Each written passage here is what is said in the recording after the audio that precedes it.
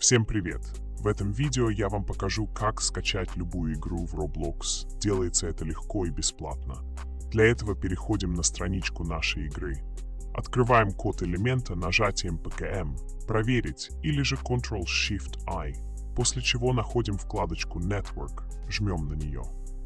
После нам нужно обновить страницу. Листаем таблицу справа в самый верх до тех пор, пока не найдем название нашей игры. Жмем PKM. Copy as PowerShell. Теперь нам остается зайти на данный сайт.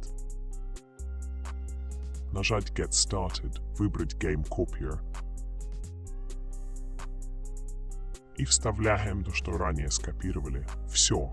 Ждем наш файл и получаем нашу игру. Всем удачи и пока.